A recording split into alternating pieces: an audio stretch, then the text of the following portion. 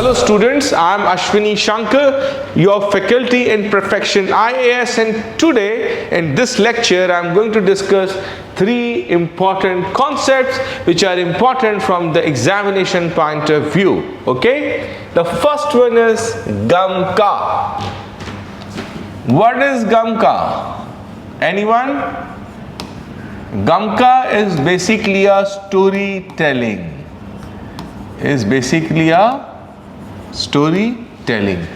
But storytelling through singing. This is the difference.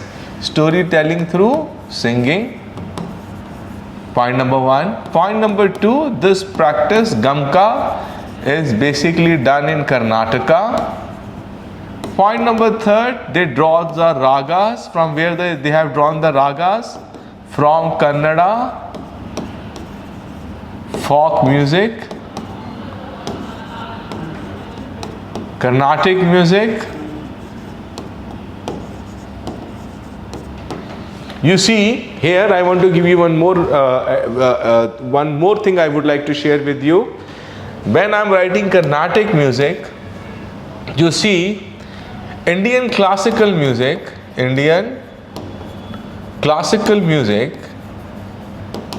is divided into two parts. Number one, Hindustani classical music, and the second is Carnatic classical music. Hindustani classical music is followed in North India. And Carnatic music is followed in South India. This is the two main branches of Indian classical music. And the third is folk music. As you know, folk music is related to our rural music. It is basically a rural music which you have often seen in your villages, in your districts. Women are singing at the time of marriage, at the time of some ceremonies. This is your folk music, right? So this is the difference between folk music, Carnatic music and Hindustani music, right? And GAMAKA is basically a storytelling session. It is basically a storytelling session through the singing process, and it is basically followed in Karnataka, right? And this is about GAMAKA. Now moving on to the second one, that is Indian History Congress. Nowadays, as all of you know, history is in the fashion. Every here and there we are discussing about history. But if I ask you a question, what is history? History is basically learning past. When you are learning past with certain message, stories with messages are called history, right? You see, history is basically of two types. One is called academic history, which is based on facts, which is based on archaeological findings, evidences, inscriptions, right? This is called academic history. And the second is called public history, people's history, which we hear at the gathering of our friends, which we hear at our associations, for example in our colonies, right? When people meet and together and they create their own stories, that is called people's history, right?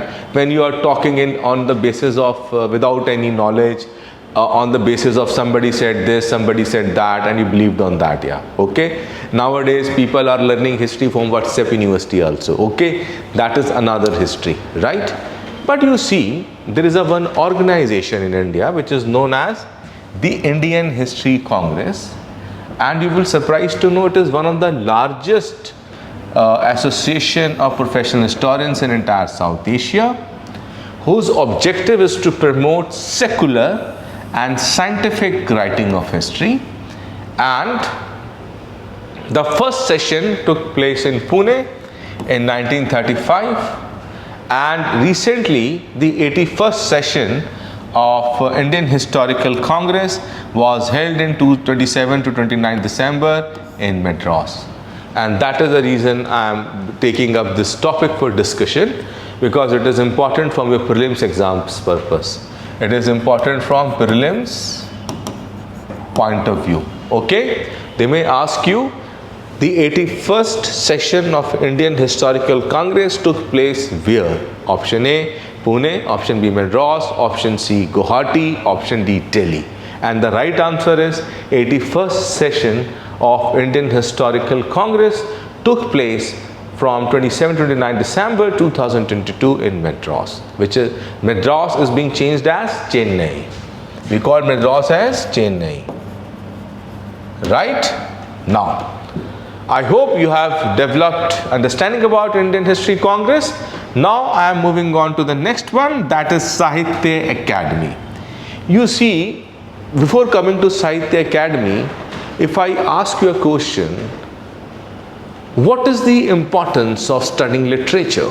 Why we study literature? You have studied Hindi Sahitya, English literature, and every language has its own literature. What is the purpose of studying literature? I tell you, we study literature to understand life, emotions, different facets of life. That is why we study literature. And in literature, you see, when I am talking about literature, okay, literature gives you a platform to understand life, to understand life. As you know, books, you must be reading books. Books basically are two types.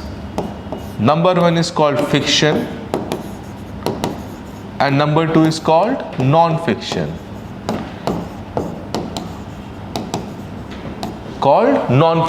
Fiction means which is based on imagination, imaginary things. Non-fiction means which is based on hardcore facts, the realities of life, right?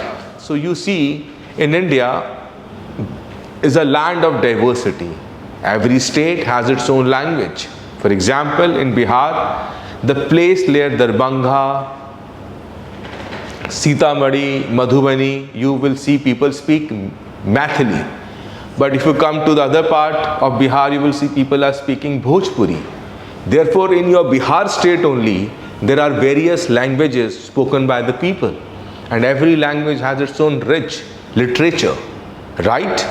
Therefore, after independence, it was the vision of our founding fathers that India, a land of many languages, as you know, 8th schedule of our Constitution of India, 8th schedule of the Constitution of India recognizes this diversity of languages, and there are 22 languages listed in the 8th schedule of Indian Constitution, right?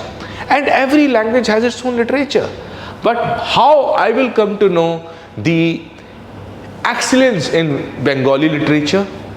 How I will come to know that there are very good books written in Mithilanchal, in Maithili literature? There are good literature written in Tamil, Telugu, Odia. How? To address to this concern, in 1954, 12th March 1954, the Government of India inaugurated Sahitya Akademi. Government of India inaugurated Sahitya Akademi, which comes under the Ministry of Culture, and its headquarters is located in Delhi. And it publishes a bi-monthly literary journal both in English and Hindi, that is Indian literature in English, and Samkaleen Bharat Sahitya in Hindi. And the objective of this organization is the preservation and promotion of Indian regional languages. That is the biggest objective of Sahitya Akademi.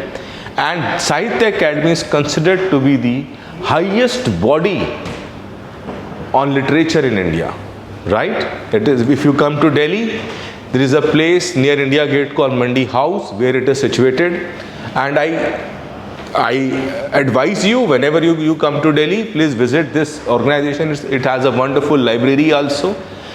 And this organization used to do a very wonderful work. They used to translate the work published in regional languages into English so that the people of other languages can also study, understand and appreciate the beauty of literature present in other regional languages, right?